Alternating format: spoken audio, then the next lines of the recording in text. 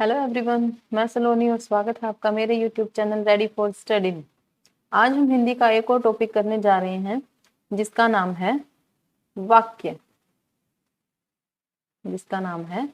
वाक्य। ठीक है, तो चलिए जो आज का हमारा हिंदी का टॉपिक है वो हम शुरू करते हैं। सबसे पहले देखते हैं वाक्य होता क्या है वाक्य, किसे कहते हैं वाक्य। देखिए, वाक्य इसे हम सबसे पहला पॉइंट जो है इसमें वो है ये कि भाषा व व्याकरण का सबसे बड़ा अंग। भाषा व व्याकरण का सबसे बड़ा अंग क्या होता है? आपका वाक्य होता है। ठीक है, भाषा व व्याकरण का सबसे बड़ा अंग वाक्य होता है। ठीक है, इसमें आपका दूसरा पॉइंट जो बनेगा वो बनेगा कुछ इस तरह से, भाव या भावार्थ। ठीक है, जिसे हम भावार्थ भी कह सकते हैं। भाव या भावार्थ के आधार पर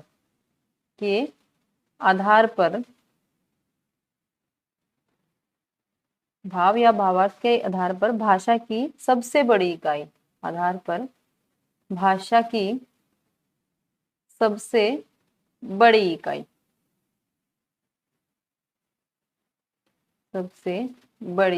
इकाई कौन सी होती है? आपकी वाक्य। ठीक है, अगर आपसे पूछा जाए कि भावार्थ के आधार पर भाषा की सबसे बड़ी इकाई कौन सी होगी, तो कौन सी होगी? वाक्य होगी। और भाषा व्याकरण का सबसे बड़ा अंक क्या होता है? वाक्य होता है। ठीक है, अब हम इसकी देखते हैं परिभाषा इसकी किस प्रकार से बनेगी। ठीक है, वाक्य की परिभाषा किस प्रकार से बनेगी। देखिए, मान लीजिए हमें एक क्वेश्चन दे दिया। ठीक है, पहला ऑप्शन हमें दिया इसमें कि सार्थक शब्दों का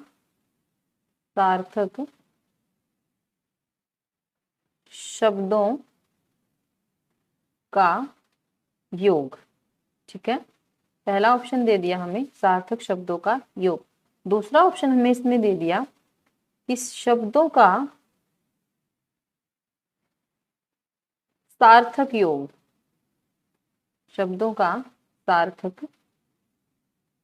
योग। ठीक है, तीसरा हमें इसमें ऑप्शन दे दिया उपयुक्त दोनों, या चौथा इसमें हमारा ऑप्शन हुआ कि इनमें से कोई नहीं, दोनों में से इनमें से कोई नहीं। ठीक है, अब आप मुझे ये बताइए कि वाक्य की जो परिभाषा में जो सही हमारा फिट बैठता है वो कौन सा होगा बताइए। कि वाक्य की परिभाषा हमें बनानी है, इसमें हमें जो ऑप्शन दिए हुए हैं, सार्थक शब्दों का योग वाक्य होता है या शब्दों का सार्थक योग वाक्य होता है, उपयुक्त दोनों होते हैं या इनमें से कोई नहीं होता। देखिए, इसमें से जो हमारा राइट आंसर होगा वो होगा शब्दों का सार्थक योग। कौन सा होगा? शब्दों का सार्थक योग। क्योंकि जो पहला ऑप्शन हमारा इसमें लिखा हुआ है कि सार्थक शब्दों का योग, शब्द तो जो होते हैं, शब्द तो सार्थक वर्णों के योग से ही बनते हैं। ठीक है, सार्थक शब्दों के सार्थक जो वर्ण होते हैं उनके योग से ही शब्द बनते हैं, इसलिए शब्दों के आगे जो सार्थक लगाने की जरूरत नहीं पड़ती। ठीक है, अगर कोई हमें शब्द दे दिया, जैसे हमें एक शब्द दे दिया अमन दे दिया लगा लीजिए। ठीक है, तो अमन ये जो क्या है, ये सार्थक वर्णों के योग से क्या बना है? ये शब्द बना है। अगर ये हम इस प्रकार से लगा देंगे तो ये कोई शब्द नहीं बना। ठीक है, ये शब्द है ही नहीं। तो शब्द वही होगा जो सार्थक वर्णों के योग से बनेगा, तभी वो शब्द बनेगा, अथवा वो शब्द नहीं बनेगा। ठीक है, तो जो पहला ऑप्शन है इसमें हमारा ये सार्थक शब्दों का योग, ये वाक्य की परिभाषा नहीं दे रहा। शब्दों का सार्थक योग क्या होता है? वाक्य कहलाता है। ठीक है, तो वाक्य की परिभाषा हम कुछ इस प्रकार से लिखेंगे कि शब्दों का सार्थक योग शब्दों का सार्थक योग, शब्दों का सार्थक योग वाक्य कहलाता है। ठीक है, क्या कहलाता है? वाक्य कहलाता है। ठीक है, जैसे हमने दे लिया कि राम पढ़ता है, ये क्या हो गया? हमारा वाक्य हो गया। क्या हो गया? वाक्य हो गया। शब्दों का क्या है इसमें? सार्थक योग है। ये हमारा क्या हो गया? वाक्य हो गया। ठीक है, तो यहाँ तो थी बात वाक्य की। ठीक है, वाक्य क्या हुआ हमारा? भाषा व व्याकरण का सबसे बड़ा अंग हमारा क्या है? वाक्य। और भावार्थ के आधार पर भाषा की सबसे बड़ी इकाई अगर पूछी जाए तो वो भी हमारा क्या है? वाक्य। और वाक्य की परिभाषा क्या बनेगी? शब्दों का सार्थक योग। ठीक है, शब्दों का सार्थक योग क्या होगा? वाक्य कहलाता है। ठीक है, नेक्स्ट देखिए, इसके बाद हम करेंगे वाक्य के प्रकार।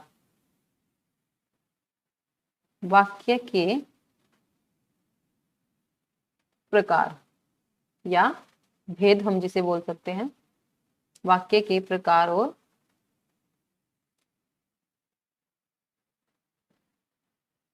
ठीक है, तो वाक्य के कितने प्रकार होते हैं? वाक्य के जो प्रकार होते हैं वो कुछ इस तरह से बनते हैं। पहला जो होता है वो होता है प्रयोग व संरचना के आधार पर। प्रयोग व संरचना के आधार पर। ठीक है, प्रयोग व संरचना के आधार पर वाक्य के कितने भेद होते हैं? प्रयोग व संरचना के आधार पर वाक्य के भेद होते हैं हमारे कितने? 3। ठीक है, दूसरा जो वाक्य का प्रकार होगा वो हुआ अर्थ के आधार पर वाक्य के भेद। अर्थ के आधार पर वाक्य के भेद। अर्थ के आधार पर वाक्य के भेद कितने होते हैं? 8। ठीक है, तीसरा है इसमें क्रिया के आधार पर। तीसरा जो है वो है क्रिया के आधार पर। क्रिया के आधार पर वाक्य के भेद कितने होंगे? क्रिया के आधार पर वाक्य के भेद कितने होंगे? 3। ठीक है, तो ये हो गए वाक्य के प्रकार और वाक्य के भेद। कितने होंगे? प्रयोग व संरचना के आधार पर वाक्य के भेद होंगे 3, अर्थ के आधार पर वाक्य के भेद होंगे 8 और क्रिया के आधार पर होंगे वाक्य के भेद 3। तो सबसे पहले जो हम पढ़ेंगे वो पढ़ेंगे प्रयोग व संरचना के आधार पर। ठीक है, प्रयोग व संरचना के आधार पर। प्रयोग व संरचना के आधार पर वाक्य के भेद कौन कौन से होते हैं? प्रयोग व संरचना के आधार पर इसमें पहला होता है साधारण वाक्य। पहला होता है इसमें आपका साधारण वाक्य। दूसरा होगा आपका इसमें संयुक्त वाक्य। ठीक है, दूसरा होगा आपका इसमें संयुक्त वाक्य। और तीसरा होगा आपका इसमें मिश्र या जिसे हम मिश्रित वाक्य भी बोलते हैं। मिश्र या मिश्रित वाक्य। ठीक है, तो प्रयोग व संरचना के आधार पर वाक्य के कितने भेद हो गए? 3। पहला साधारण वाक्य, दूसरा संयुक्त वाक्य और तीसरा हमारा मिश्र या मिश्रित वाक्य। ठीक है, तो चलिए अब हम इसे डिटेल में पढ़ते हैं। पहला था हमारा साधारण वाक्य। पहला था हमारा साधारण वाक्य। ठीक है, तो देखिए साधारण वाक्य कौन सा होता है? साधारण वाक्य वह वाक्य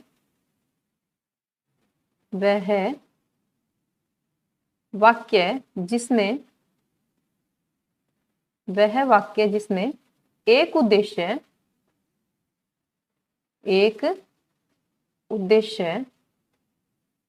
और एक विधेय होता है। ठीक है, जिसमें एक उद्देश्य और एक विधेय होता है, वो होता है आपका साधारण वाक्य। ठीक है, अब बात आती है कि उद्देश्य और विधेय क्या होते हैं? क्या होते हैं उद्देश्य और विधेय? तो चलिए पहले हम यही पढ़ते हैं कि उद्देश्य और विधेय क्या होते हैं। ठीक है, अब देखिए जो वाक्य की जो संरचना होती है वो हम किस प्रकार से करते हैं। देखिए वाक्य की संरचना, वाक्य की संरचना किस प्रकार से होती है, किस प्रकार से होती है वाक्य की संरचना। वाक्य में एक कर्ता होता है, ठीक है, फिर उसमें कर्म होता है और फिर उसमें होती है क्रिया, ठीक है। ये होते हैं वाक्य की संरचना में। कर्ता जो होता है वो आपका क्या होता है, उद्देश्य। कर्ता को हम क्या बोलते हैं, उद्देश्य बोलते हैं, ठीक है। उद्देश्य की देखिए वाक्य के जो अंग होते हैं ना, वाक्य के अंग, वाक्य के अंग अगर आपसे पूछी जाए तो वाक्य के दो अंग होते हैं। कितने अंग होते हैं, वाक्य के दो अंग होते हैं। पहला होता है इसमें उद्देश्य और दूसरा होता है आपका इसमें विधेय, ठीक है। पहला होता है आपका इसमें उद्देश्य और दूसरा होता है विधेय, ठीक है। अब बात करते हैं कि उद्देश्य क्या होता है, क्या होता है उद्देश्य। उद्देश्य होता है वाक्य में प्रयुक्त कर्ता, वाक्य में प्रयुक्त कर्ता जो होता है आपका वो क्या होता है, उद्देश्य, ठीक है। कर्ता क्या है, वाक्य में प्रयुक्त कर्ता उद्देश्य कहलाता है, ठीक है। आगे देखिए इसमें जो होता है कर्ता के साथ साथ, कर्ता के साथ साथ क्या शामिल होता है, कर्ता का विस्तारक भी इसमें शामिल किया जाता है, ठीक है। कर्ता के साथ इसमें क्या शामिल किया जाता है, कर्ता का विस्तारक। ये हो गया आपका उद्देश्य, ठीक है। अब देखिए विधेय क्या होता है, क्या होता है विधेय, क्या होता है विधेय। उद्देश्य के बारे में कहा गया कथन, ठीक है। वाक्य में प्रयुक्त क्या कर्ता क्या होता है, उद्देश्य कहलाता है। और जो उद्देश्य के बारे में जो कथन होता है, उद्देश्य के बारे में कहा गया कथन, उद्देश्य के बारे में कहा गया कथन क्या कहलाता है आपका, विधेय कहलाता है, ठीक है। क्या कहलाता है आपका, विधेय कहलाता है, ठीक है। विधेय में क्या होता है, इसमें आपके उद्देश्य में आएंगे कर्ता और कर्ता का विस्तारक, और विधेय में आएंगे आपके इसमें देखिए, विधेय में आएंगे आपके कर्म, ठीक है, कर्म, कर्म का विस्तारक, ठीक है। कर्म और कर्म का विस्तारक, क्रिया और क्रिया का विस्तारक, क्रिया और क्रिया का विस्तारक, ठीक है, क्रिया का विस्तारक। और जो होती हैं वो देखिए इसमें और जो शामिल होते हैं वो होते हैं पूरक शब्द, पूरक शब्द, या जो सहायक क्रिया होती है उसको भी क्या किया जाता है, विधेय में शामिल किया जाता है, ठीक है। अब ये देखिए जैसे वाक्य की संरचना इस प्रकार से होती है, तो कर्ता इसमें क्या हो गया आपका, उद्देश्य हो गया। वाक्य में प्रयुक्त कर्ता क्या होगा आपका, उद्देश्य, और जो कर्म और क्रिया होंगे वो आपके क्या होंगे, विधेय, ठीक है। तो उद्देश्य और विधेय आपको समझ आ गया कि उद्देश्य और विधेय क्या होता है। अब साधारण वाक्य में क्या कहा गया है कि वह वाक्य जिसमें एक उद्देश्य हो और एक ही विधेय हो, मतलब एक कर्ता हो और एक आपकी कर्म या क्रिया हो, ठीक है। अब देखेंगे हम कि साधारण वाक्य होता क्या है, ठीक है। देखिए साधारण वाक्य की कंडीशन अभी हमने पढ़ी कि साधारण वाक्य की कंडीशन क्या थी, साधारण वाक्य, साधारण वाक्य जिसमें क्या होगा, एक उद्देश्य,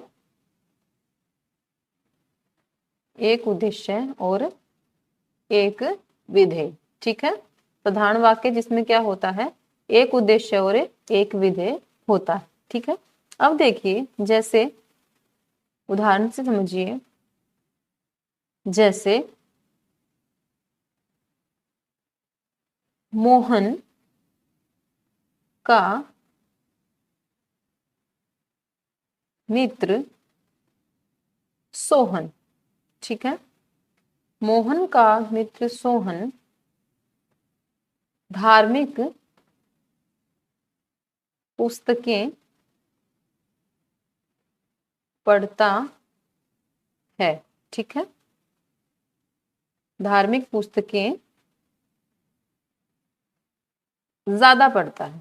ठीक है, कुछ इस तरह से लिखिए, मोहन का मित्र सोहन धार्मिक पुस्तकें ज्यादा पढ़ता है।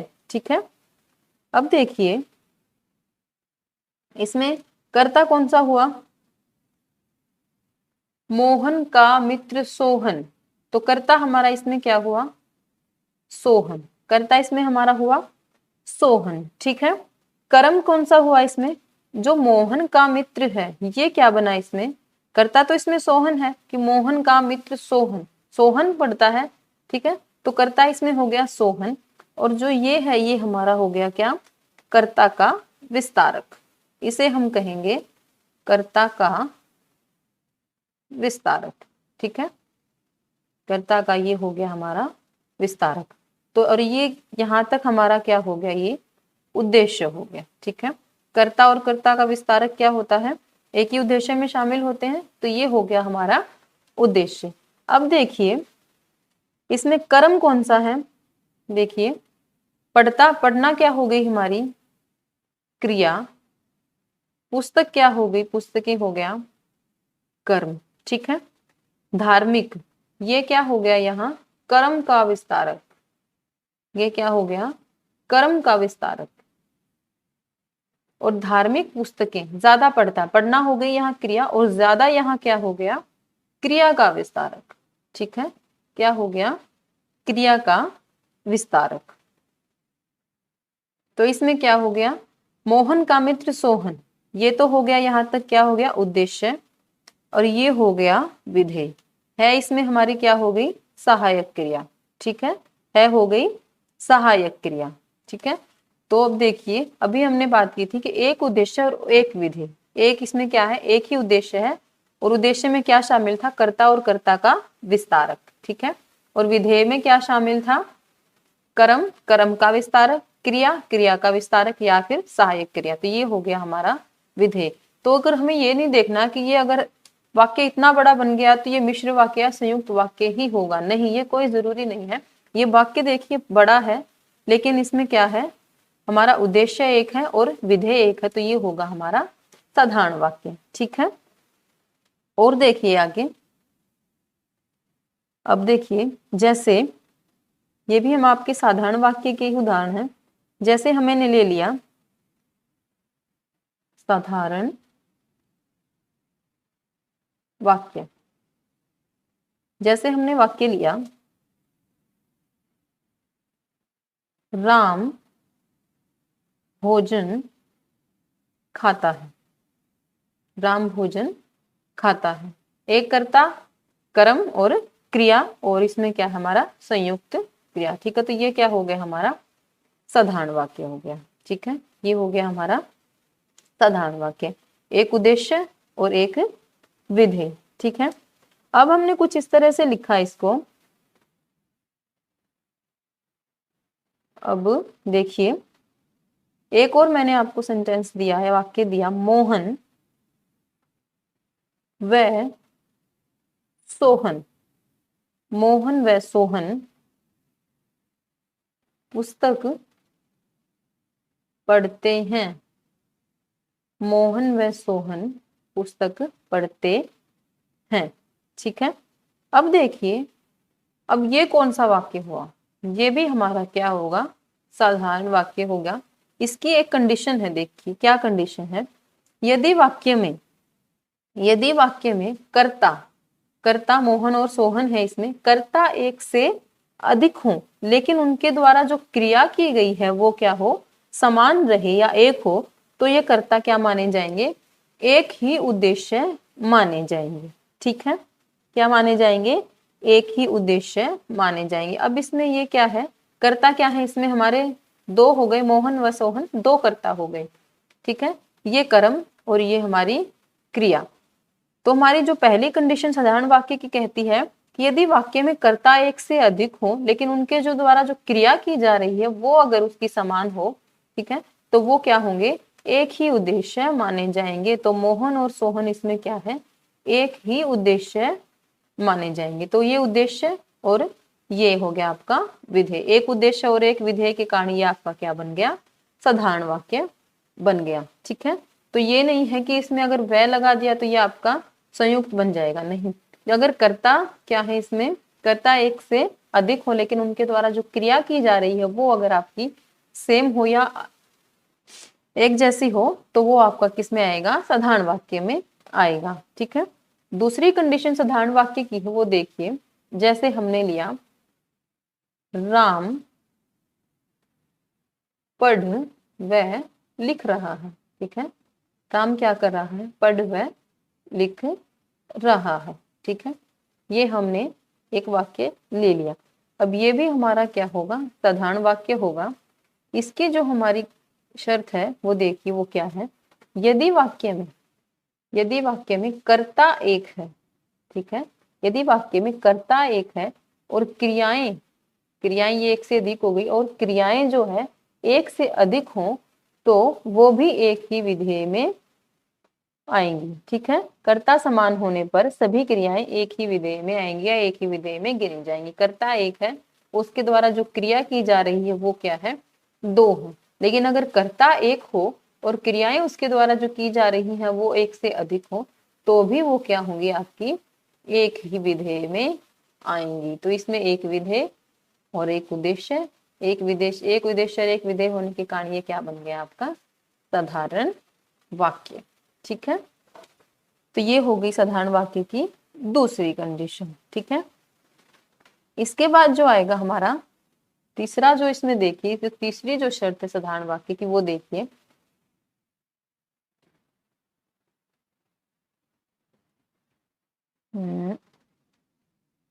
जैसे तीसरी शर्त इसकी कुछ इस तरह से बनेगी,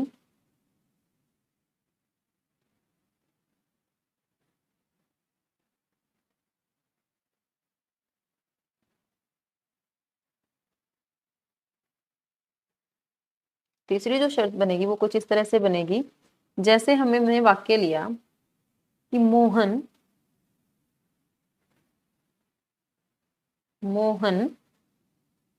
सोहन व राम। ठीक है, मोहन सोहन व राम पढ़ व लिख रहे हैं। ठीक है, पढ़ व लिख रहे हैं, ये हमारा क्या हो गया, वाक्य हो गया। ठीक है, अब इसमें देखिए इसकी जो हमारी कंडीशन है वो क्या कहती है, यदि वाक्य में कर्ता एक से अधिक हो। ठीक है, कर्ता क्या हो, एक से अधिक हो और क्रियाएं भी एक से अधिक हो। क्रियाएं भी एक से अधिक हैं, दो क्रियाएं हो रही हैं, क्रियाएं भी एक से अधिक हो लेकिन प्रत्येक कर्ता द्वारा की गई क्रिया समान है। ठीक है, तो सारे जो कर्ता है वो क्या आएंगे, आपके एक ही उद्देश्य में आएंगे और क्रिया भी आपकी क्या आएंगी, एक ही विधेय में आएंगी। ठीक है, अब देखिए इसमें जो कंडीशन वो हमारी क्या कहती है, यदि वाक्य में कर्ता एक से अधिक हो और उनके द्वारा जो क्रियाएं हैं जो की जा रही है वो भी एक से अधिक हो तो प्रत्येक कर्ता द्वारा की गई क्रिया समान हो। अब देखिए इसमें मोहन पढ़ भी रहा है, मोहन लिख भी रहा है। ठीक है, सोहन पढ़ भी रहा है, सोहन लिख भी रहा है, राम पढ़ भी रहा है और राम लिख भी रहा है। यही कंडीशन इसमें ये जो शर्त है वो यही कह रही है, यदि वाक्य में कर्ता एक से अधिक हो और क्रियाएं जो उनके द्वारा की जा रही वो भी एक से अधिक हो लेकिन प्रत्येक कर्ता द्वारा की गई क्रिया क्या हो, समान हो। तो जो तीनों कर्ता है उनके द्वारा जो की गई जो क्रिया वो क्या है, समान है। तो ये आपके क्या आएंगे, सारे कर्ता एक उद्देश्य में और की गई क्रिया आपकी विधेय में आएंगी। तो ये भी आपका क्या होगा, साधारण वाक्य होगा। ठीक है, ये भी आपका क्या होगा, साधारण वाक्य। ठीक है, इसके बाद जो हमारा आता है वो आता है संयुक्त वाक्य। ये हो गया था हमारा साधारण वाक्य, फिर आता है हमारा संयुक्त वाक्य। संयुक्त वाक्य, संयुक्त वाक्य की परिभाषा कुछ इस प्रकार से होती है, देखिए यदि एक से अधिक क्या हो, उपवाक्य हो। यदि एक से अधिक उपवाक्य हो एक से अधिक उपवाक्य, ठीक है। पहली कंडीशन संयुक्त वाक्य की हमारी ये होगी। दूसरी जो इसकी शर्त है वो ये है कि सभी उपवाक्य क्या होंगे, स्वतंत्र होंगे। सभी उपवाक्य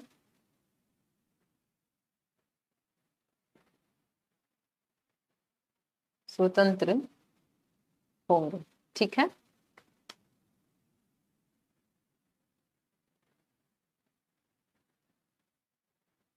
अब तीसरी जो इसकी कंडीशन है वो ये है कि एक से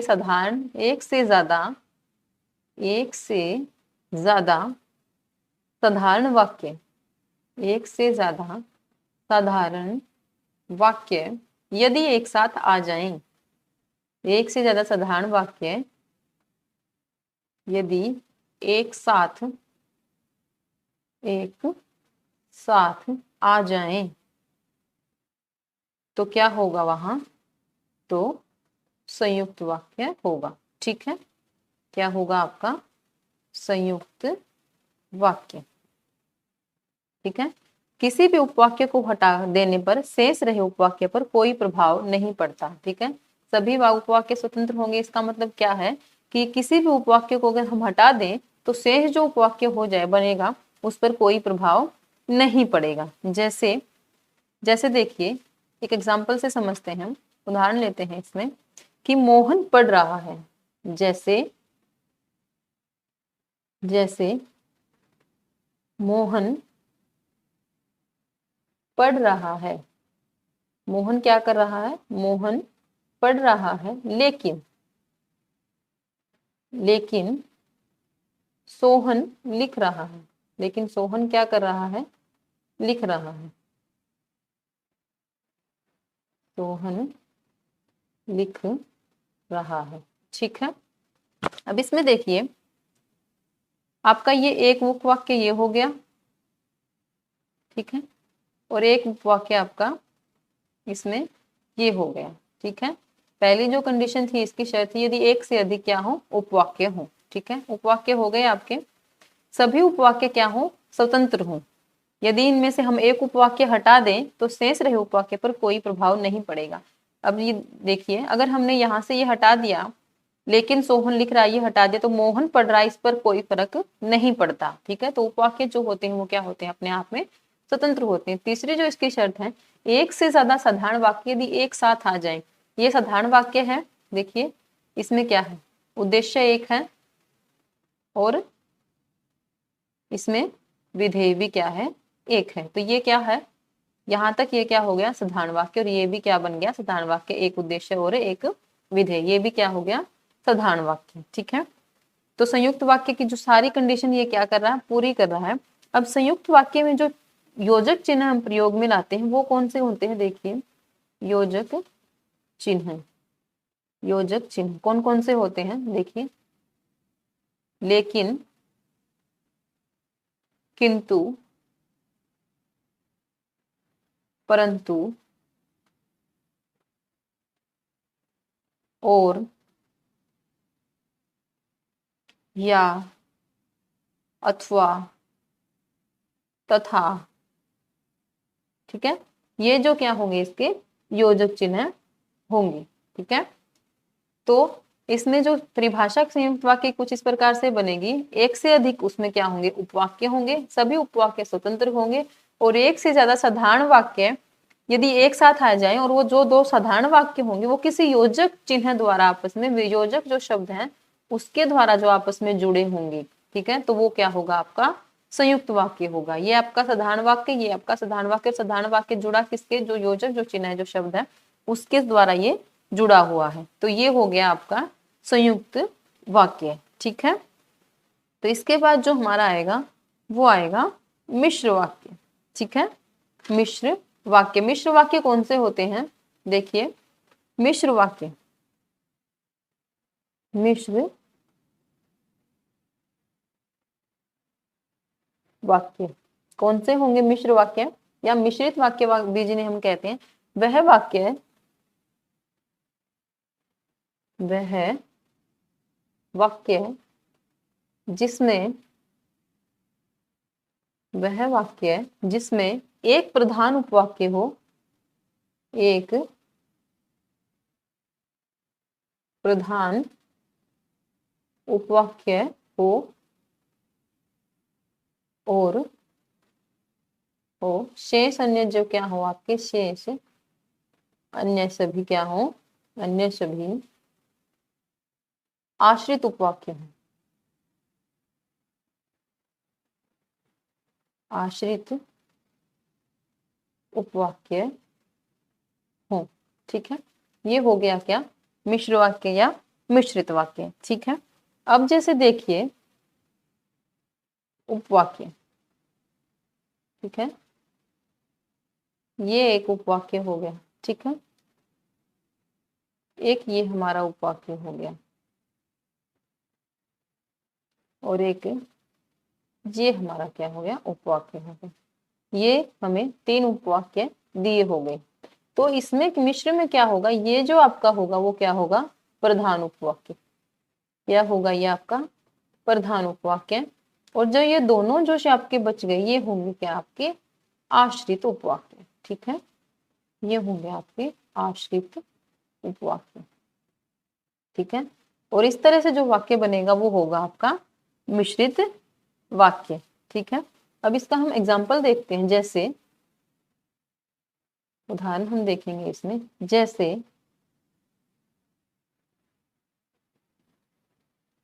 गांधी जी ने कहा, गांधी जी ने कहा कि सदा सत्य बोलो। गांधी जी ने कहा कि सदा सत्य बोलो, हिंसा मत करो। ठीक है, ये हो गया हमारा एक वाक्य। अब देखिए इसमें क्या हो गया, गांधी जी क्या हो गए, कर्ता यानी के उद्देश्य। ठीक है, उद्देश्य हो गए। ये कहना क्या हो गई, क्रिया, यानी कि क्या बन गया ये आपका विधेय। और ये जो बन गया आपका वो क्या बन गया, ये प्रधान उपवाक्य। क्या बन गया आपका, ये प्रधान उपवाक्य। ठीक है, प्रधान उपवाक्य आपका कौन सा होता है, मिश्रित वाक्य का वह भाग जिस पर शेष उपवाक्य क्या होते हैं, आधारित होते हैं, वो होता है आपका प्रधान उपवाक्य। ठीक है, प्रधान उपवाक्य आपका जो वाक्य में होता है वो एक ही होता है और आश्रित वाक्य कितने भी हो सकते हैं। ठीक है, तो गांधी जी ने कहा कि, तो प्रधान उपवाक्य आपका क्या हो गया, गांधी जी ने कहा कि, ये हो गया आपका प्रधान उपवाक्य। क्या कहा गांधी जी ने, ये आएंगे आपके आश्रित उपवाक्य में। ये किस में आएंगे, आपके आश्रित उपवाक्य में। आश्रित उपवाक्य जो होते हैं ये आपके, ये कितने भी हो सकते हैं। गांधी जी ने कहा कि सत्य बोलो, हिंसा मत करो, झूठ मत बोलो, बुरा मत देखो, बुरा मत सुनो, आपको इसको कितना भी बड़ा बना सकते हैं। ठीक है, आश्रित उपवाक्य जो होते हैं वो कितने भी हो सकते हैं। ठीक है, अब इसमें देखने वाली बात एक और ये है कि जो आश्रित उपवाक्य होंगे आपके, इनका जो आरंभ होगा वो किससे होगा, योजक शब्द से होगा। ठीक है, जो इनका आरंभ होगा वो किससे होगा, योजक जो हमारे शब्द होते हैं उनसे होगा। कौन सा है हमारा इसमें योजक शब्द, देखिए कुछ इस तरह से। ठीक है, गांधी जी ने कहा कि सदा सत्य बोलो और हिंसा मत करो, ये हो गया हमारा प्रधान उपवाक्य और ये हो गया हमारा आश्रित उपवाक्य। ठीक है, ये हो गया हमारा आश्रित उपवाक्य। आश्रित उपवाक्य जो होते हैं उनके शुरुआत में, आरंभ में क्या जुड़ा होता है, एक योजक शब्द जुड़ा होता है। ठीक है, प्रधान उपवाक्य क्या होता है, एक प्रकार से साधारण वाक्य ही होता है। तो वह वाक्य जिसमें एक प्रधान उपवाक्य हो और शेष सभी क्या हो, अन्य जो होंगे वो आपके आश्रित उपवाक्य होंगे, वो होगा आपका मिश्रित वाक्य। कुछ इस प्रकार से बनेगा। ठीक है, अब देखिए कुछ और एग्जाम्पल देखते हैं हम। जैसे हमें दे दिया एग्जाम में, ये वाक्य दे दिया,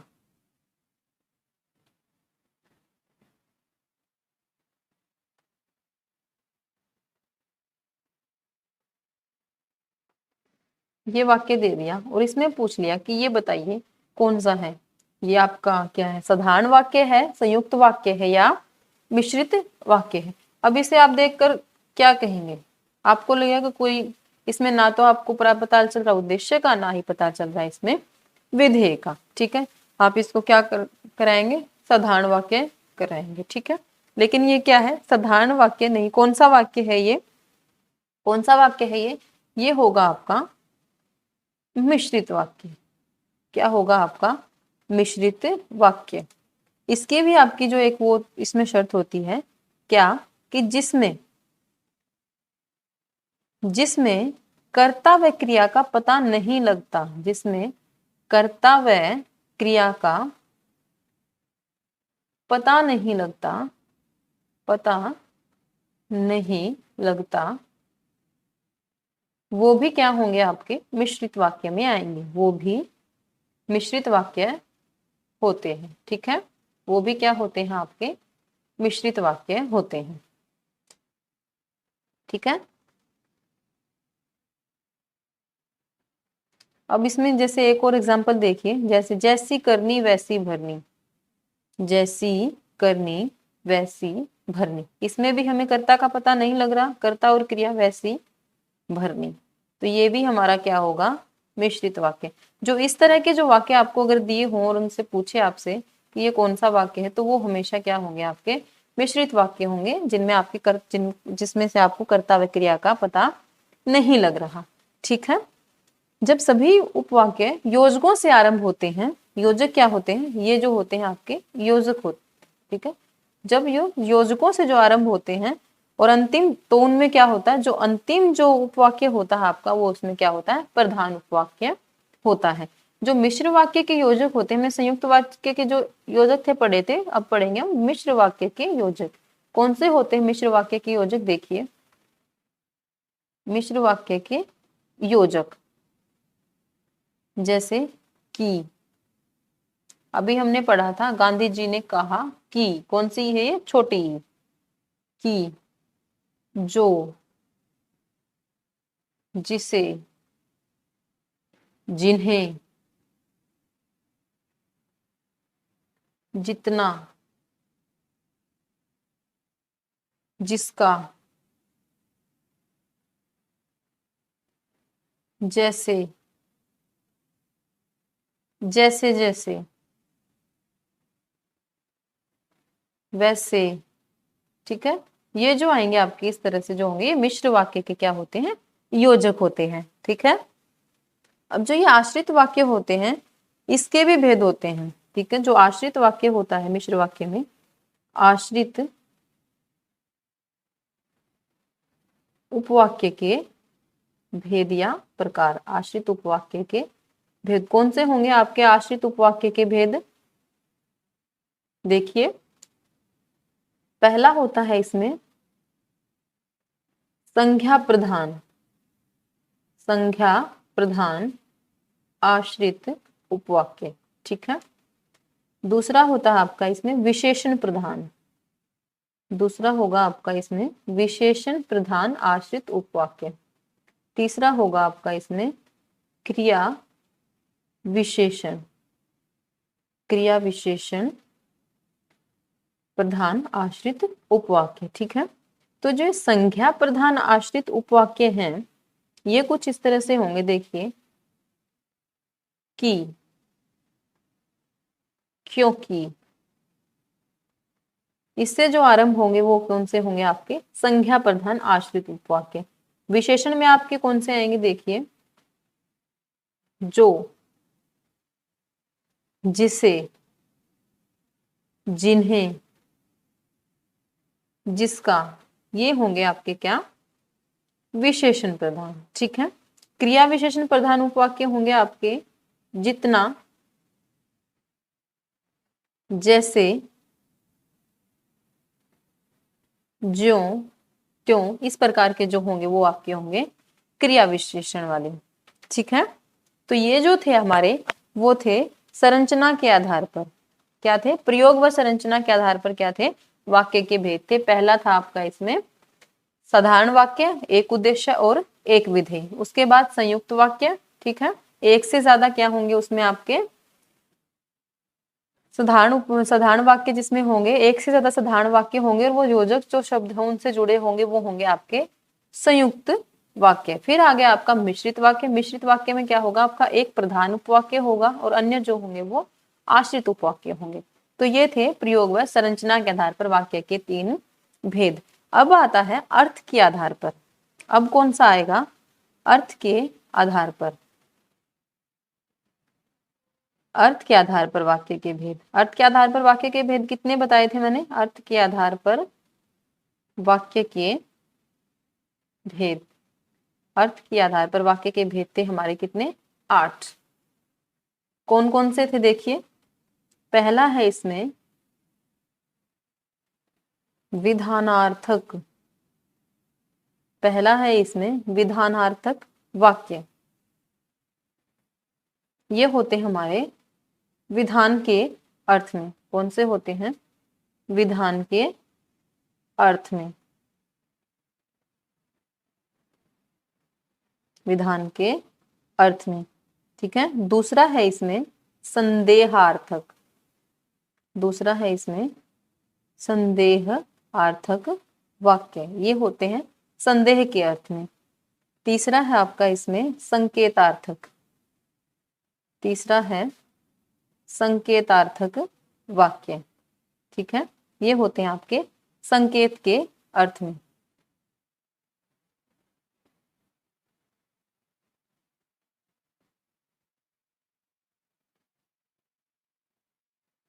चौथा है आपका इसमें इच्छार्थक। चौथा होगा इसमें आपने इच्छार्थक वाक्य। ये होंगे इच्छा के अर्थ में। पांचवा होगा इसमें आपका आज्ञार्थक। ये होंगे आज्ञा या आदेश के संबंध में, आज्ञार्थक वाक्य, ठीक है। छठा आपका इसमें होगा निषेधार्थक। निषेध आर्थक। सातवां होगा आपका इसमें प्रश्नार्थक।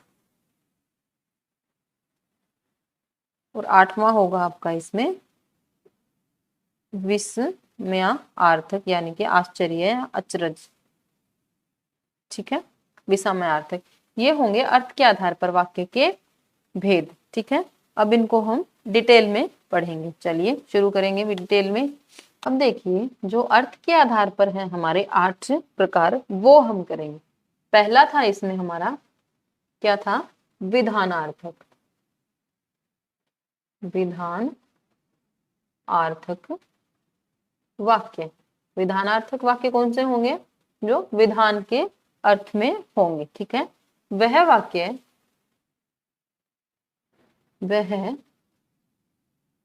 वाक्य जिसमें क्रिया का होना पाया जाए। वह वाक्य जिसमें क्रिया का होना पाया जाए, ठीक है, वो होंगे क्या, हमारे विधानार्थक वाक्य। जैसे मोहन पढ़ता है। मोहन पढ़ता है। राम लिखता है। इसमें क्या है, क्रिया का होना है। राम लिखता है। वह वाक्य जिसमें क्रिया का होना पाया जाए, वो होंगे हमारे विधानार्थक वाक्य। दूसरा था हमारा इसमें संदेहार्थक। दूसरा था इसमें हमारा संदेहार्थक वाक्य, ठीक है। संदेहार्थक वाक्य हमारे कौन से होंगे, जो संदेह, शक, संशय, ठीक है, कौन से होंगे, इसमें संदेह, शंका या किसी प्रकार का क्या हो, संशय हो, वो किस में आएंगे, हमारे संदेहार्थक वाक्य में आएंगे। या कुछ इस तरह से, जैसे संदेह का बोध कराने वाले वाक्य। संदेह का बोध कराने वाले वाक्य।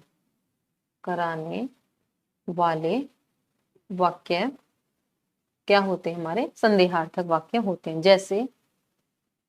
जैसे देखिए, शायद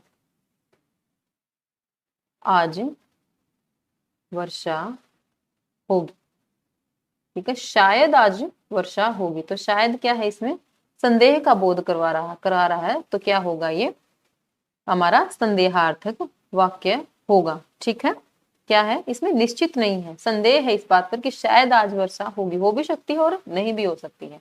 ठीक है, तो ये होगा हमारा संदेहार्थक वाक्य। जो तीसरा हमारा अर्थ के आधार पर जो वाक्य का प्रकार था वो है संकेतार्थक, वो है हमारा संकेतार्थक वाक्य। ठीक है, संकेतार्थक वाक्य में क्या होती है, शर्त होती है। क्या होती है, शर्त होती है। इसकी परिभाषा कुछ इस प्रकार से बनेगी, शर्त के भाव का बोध कराने वाले वाक्य। शर्त के भाव का बोध कराने वाले वाक्य क्या कहलाते हैं, संकेतार्थक वाक्य कहलाते हैं। जैसे यदि तुम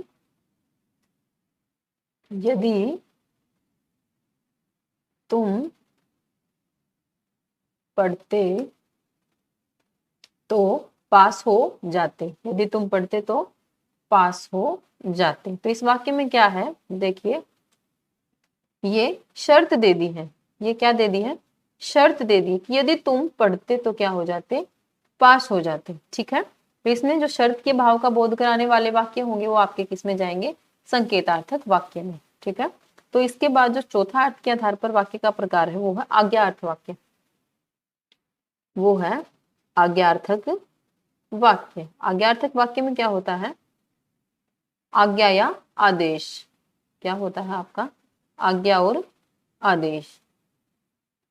आज्ञा या आदेश का भाव का आज्ञा या आदेश के भाव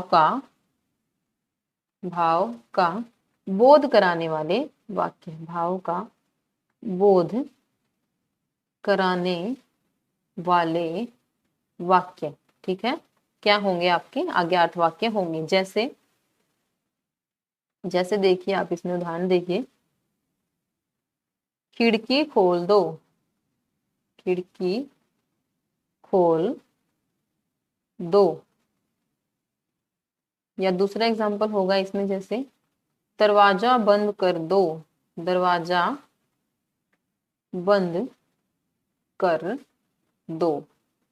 ठीक है, ये होंगे इस तरह के जो वाक्य आएंगे वो आपके किस में आएंगे, आज्ञार्थ वाक्य में आएंगे। अगला जो प्रकार है वो है इच्छार्थक वाक्य। इच्छार्थक वाक्य, इच्छार्थक वाक्य आपके कौन से होंगे, इच्छा के भाव का बोध कराने वाले। कौन से होंगे, इच्छा के भाव का बोध कराने वाले। इच्छा के भाव का बोध कराने वाले वाक्य कौन से होंगे आपके,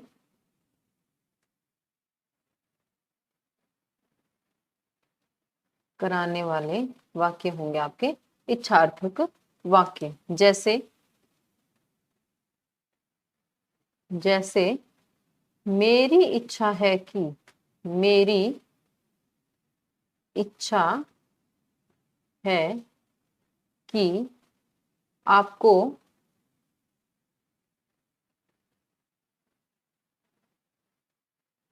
सरकारी नौकरी मिल जाए। ठीक है, सरकारी नौकरी मिल जाए। तो इसमें क्या है, इच्छा के भाव का क्या रहा, बोध रहा। मेरी इच्छा है कि आपको सरकारी नौकरी मिल जाए, तो इसमें क्या है, इच्छा के भाव का बोध हो रहा है। तो ये होंगे हमारे इच्छार्थक वाक्य। इसमें जो हम लेते हैं वो ये शब्द भी कुछ है, जैसे आशीर्वाद। ठीक है, आशीर्वाद, दुआ, गाली, इनके भाव का जिससे बोध होता है वो भी आपके किस में आएंगे, इच्छार्थक वाक्य में आएंगे। जैसे आशीर्वाद में कह दिया कि सौभाग्यवती भव, क्या हो गया, सौभाग्यवती भव। तो ये आपके किस में आएंगे, इच्छार्थक वाक्य में आएंगे। ठीक है, अगला जो प्रकार है हमारा अर्थ के आधार पर वो है निषेधार्थक वाक्य। कौन सा है, निषेधार्थक, निषेधार्थक वाक्य। ठीक है, निषेधार्थक वाक्य में हमारे कौन से आएंगे, जैसे इसमें होता है मना करने का भाव, निषेध या मना करना, भाई किसी काम के लिए क्या किया जा रहा है, मना किया जा रहा है, ठीक है। निषेध या मना करने के भाव को, निषेध या मना करने के भाव को या भाव का बोध कराने वाले जो होंगे वो आपके क्या होंगे, बोध कराने वाले, कराने वाले, ठीक है। निषेध या मना करने के भाव का बोध कराने वाले होंगे निषेधार्थक वाक्य। जैसे जैसे वहां मत जाओ, वहां मत जाओ, ये मत करो, वो मत करो, ठीक है, ये मत खेलो, यहाँ मत खेलो। इस तरह के जो वाक्य होंगे वो आपके किसमें होंगे, निषेधार्थक वाक्य में। अगला जो प्रकार है वो देखिए, वो है प्रश्नार्थक वाक्य, वो है प्रश्नार्थक वाक्य। प्रश्नार्थक वाक्य जिसमें प्रश्न पूछे जाने के भाव का बोध हो, प्रश्न पूछे जाने के भाव का बोध हो, बोध हो, वो होंगे आपके प्रश्नार्थक वाक्य। जैसे आप कहाँ जा रहे हो, आप कहाँ जा रहे हो, आप क्या कर रहे हो, आप क्या कर रहे हो, या आप क्या करते हो, कर रहे हो। इस तरह के जो वाक्य होंगे जिसमें प्रश्न पूछे जाने का भाव वो होंगे आपके प्रश्नार्थक वाक्य। अगला जो आपका प्रकार है वो है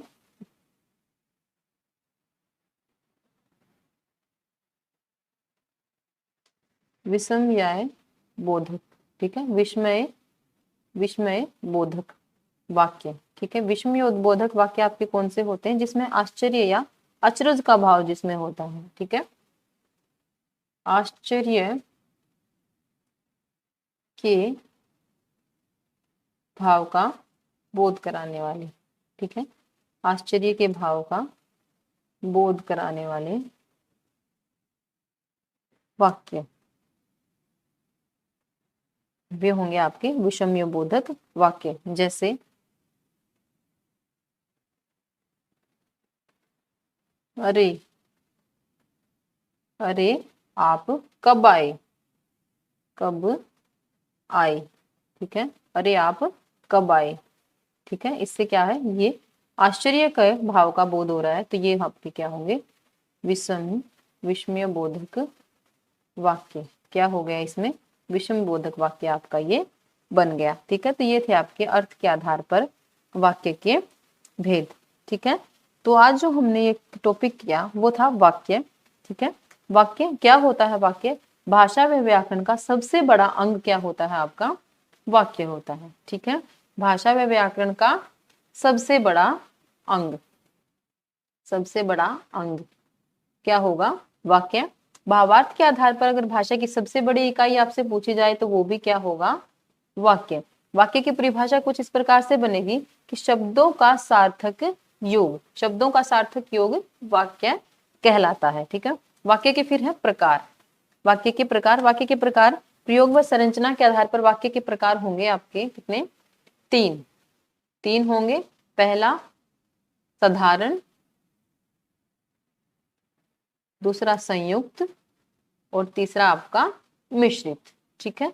ये होंगे आपके प्रयोग व संरचना के आधार पर। दूसरा है आपका अर्थ के आधार पर, अर्थ के आधार पर वाक्य के आपके 8 भेद होते हैं और क्रिया के आधार पर वाक्य के भेद होते हैं 3। साधारण जो आपका वाक्य होता है इसमें एक उद्देश्य और एक विधेय, इसमें आपका क्या होगा, एक से अधिक होंगे। इसमें संयुक्त वाक्य आपका कौन सा होगा, एक से अधिक उपवाक्य होंगे, सभी वाक्य आपके क्या होंगे, स्वतंत्र होंगे, और एक से ज्यादा साधारण वाक्य एक साथ आ जाए और वो किससे जुड़े हों, योजक चिन्ह या योजक शब्दों से जुड़े, वो होंगे आपके संयुक्त वाक्य, ठीक है। जो तीसरा है आपका मिश्रित वाक्य, इसमें आपका एक प्रधान उपवाक्य होगा और 2 अन्य जो होंगे वो आपके आश्रित उपवाक्य होंगे। प्रधान उपवाक्य हमेशा एक ही होता है और आश्रित उपवाक्य ज्यादा हो सकते हैं, ठीक है। अब बात आती है कि ये तो हो गए वाक्य के प्रकार, फिर होते हैं वाक्य के अंग। वाक्य के अंग कितने होते हैं? वाक्य के अंग दो होते हैं, दो, उद्देश्य और विधेय। वाक्य में जो कर्ता होता है वो होता है उद्देश्य। वाक्य में जो क्या होता है, कर्ता होता है, वो होता है आपका उद्देश्य। ठीक है। और उद्देश्य के बारे में कहा गया कथन वो होता है आपका विधेय। ठीक है। तो वाक्य का जो टॉपिक था आपका वो यहाँ पूरा हो गया है। उम्मीद है आपको जो आज की जो क्लास है वो पसंद आई होगी। अगर आपको फिर भी कोई डाउट है तो आप वीडियो को एक दो बार देखें, आपको पूरे जो आपके जो डाउट है वो क्लियर हो जाएंगे। अगर आपको मेरी वीडियो अच्छी लगी तो इसे लाइक करें, चैनल को सब्सक्राइब करें और साथ ही बेल आइकन को प्रेस करें ताकि मेरी आने वाली वीडियो की नोटिफिकेशन आप तक पहुंचे। Thank you so much.